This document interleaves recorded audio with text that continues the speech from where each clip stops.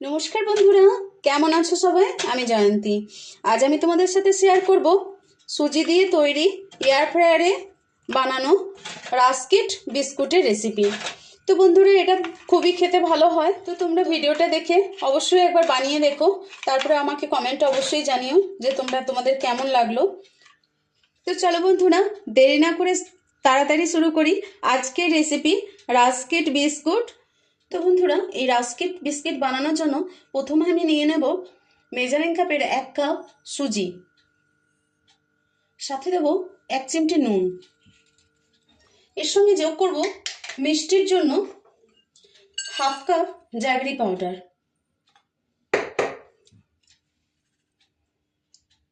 বন্ধুরা, রাস্কিট বিস্কিটে অল্প মিষ্টি হয়, আর মিষ্টিটা যে যেমন পছন্দ করবে সেই হিসাবে। তো আমি এখানে 1 কাপ সুজিতে হাফ কাপ দিলাম জ্যাগরি পাউডার।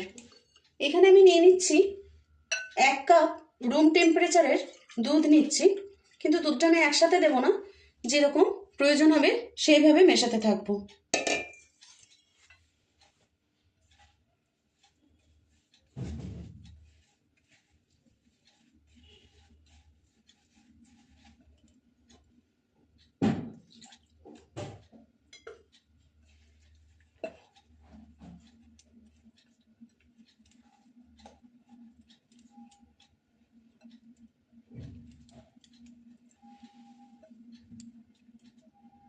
বন্ধুরা দেখো, এরকম আমি এতটা পরিমাণ দুধ দিলাম, এরকম কনসিস্টেন্সিতে দুধটা দিলাম, মানে 1 কাপ দুধের থেকে একটু এখনো বেঁচে আছে।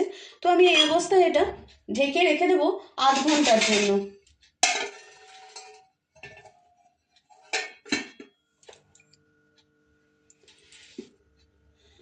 আধ ঘন্টা হয়ে গেছে বন্ধুরা, চলো দেখা যাক। দেখো, অনেকটাই দুধ অ্যাবজর্ব করে নিয়েছে এখানে, একদম পুরো শক্ত হয়ে গেছে। সুজি তো দুধ অ্যাবজর্ব করে নিয়েছে অনেকটা। এবার এর সাথে যোগ করবো আমি, এটা হচ্ছে মেজারিং কাপের 1/4 কাপ।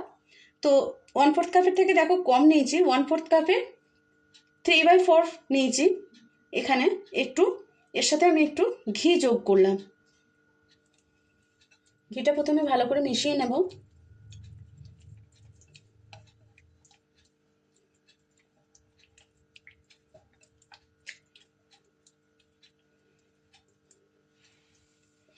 বন্ধুরা, দুধ যতটা পরিমাণ আমি দিয়েছিলাম, 1 কাপ দুধ নিয়েছিলাম, কিন্তু পুরোটা দিইনি। আর দুধ দেবো না, দুধ আর দেওয়ার দরকার নেই। এই থিকনেসটাই দরকার, খুব পাতলা হলে ভালো হবে না। তো আমার এরকমই দরকার।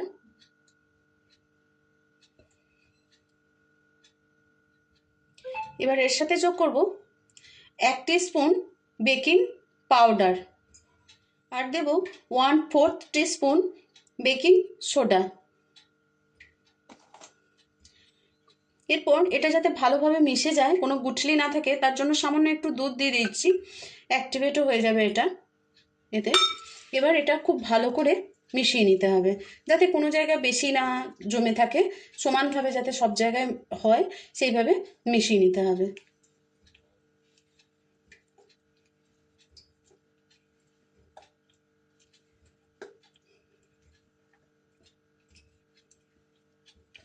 বন্ধুরা, আজকের এই রাস্কিট বিস্কুট আমি এয়ার ফ্রায়ারে বানাবো, কোনো অয়েলে ফ্রাই করবো, যার জন্য আমি নিয়ে নিয়েছি এয়ার ফ্রায়ারে দেওয়া যাবে সেরকম একটা, দেখো এটা স্টিলের একটা টিফিন বক্স নিয়ে নিয়েছি। তো অ্যালুমিনিয়াম হলেও হতো, কিন্তু আমার কাছে অ্যালুমিনিয়ামেরটা নেই। আর যে কেক টিনগুলো আছে ওগুলো এয়ার ফ্রায়ারে আসবে না, এই জন্য আমি একটা স্টিলের ছোট টিফিন কোটো নিয়ে নিয়েছি। এবার এর মধ্যে অল্প একটু আমি তেল দিয়ে দেবো, তারপরে সেটাকে একটু ব্রাশ করে নেবো। সামান্য একটু তেল দিয়ে দিয়েছি। এবার আমি একটা বাটার পেপার নিয়ে নিয়েছি। এরপরে এটা এর মধ্যে আমি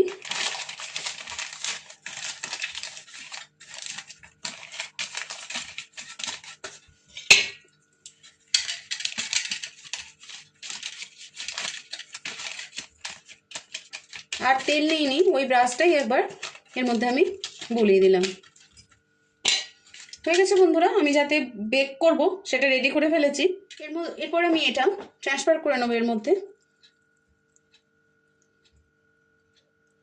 আমি এর মধ্যে ঢেলে নিয়েছি। এরপরে এটাকে একটু ট্যাপ ট্যাপ করে নেব।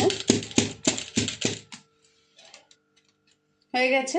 চলো এবার এয়ার ফ্রায়ারে দিয়ে দেবো। এয়ার ফ্রায়ারটাকে 5 মিনিটের জন্য 200 ডিগ্রি টেম্পারেচারে আগে আমি প্রিহিট করে নিয়েছিলাম 5 মিনিটসের জন্য, যেটা আমার ক্যামেরা করা হয়নি। তো এরপর এটা হয়ে গেছে। এরপরে আমি এটাকে এর মধ্যে দিয়ে দিচ্ছি।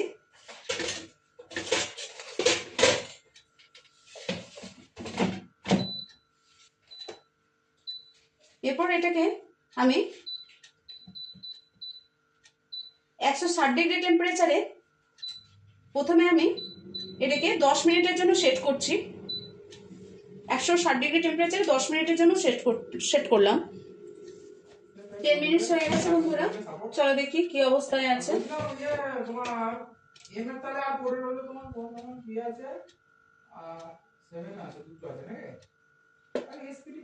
এখনো কাঁচা রয়েছে, আর 10 মিনিটের জন্য সেট করে দেবো।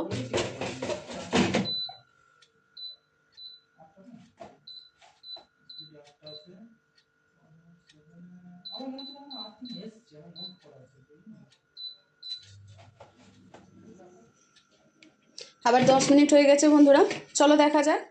চলো আমি একটা চাকু ঢুকিয়ে দেখছি, একদম ক্লিয়ার আসছে, তার মানে এটা বেক হয়ে গেছে। চলো এবার এটাকে এখান থেকে দেখো ইজিলি উঠে গেল।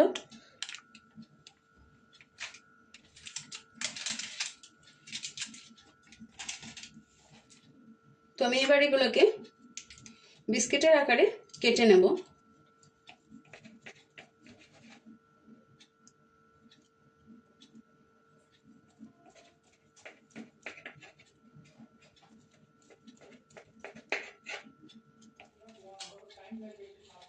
দেখো বন্ধুরা, আমি এইভাবে কেটে নিয়েছি। এটা এখন গরম আছে, খুবই নরম। এরপর আমি আবার বেক করব।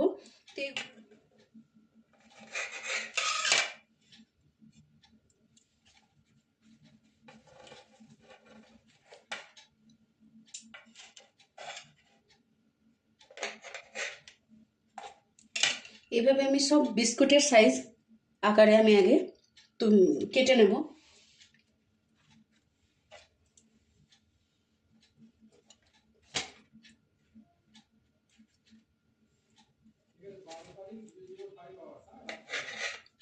এইভাবে আমি সব বিস্কুটের আকারে পিস পিস করে কেটে নিয়েছি। এবার এগুলো এখন সফট আছে, কেকের মতন আছে, কিন্তু এগুলোকে আমি ক্রাঞ্চি করতে হবে রাস্ক বিস্কুটের মতো। যার জন্য আমি এগুলোকে আরেকবার বেক করে নেব এয়ার ফ্রায়ারে দিয়ে। যার মধ্যে আমি প্রথমে এটাকে সাজিয়ে নিচ্ছি।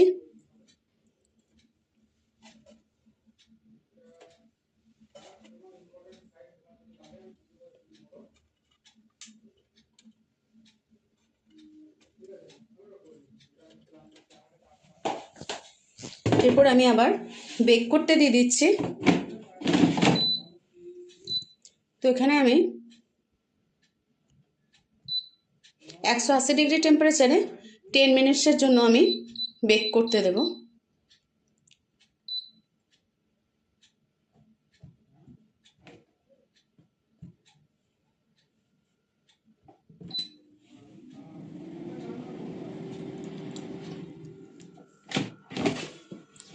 বাও, এই দেখো বন্ধুরা, আমার রেডি হয়ে গেছে।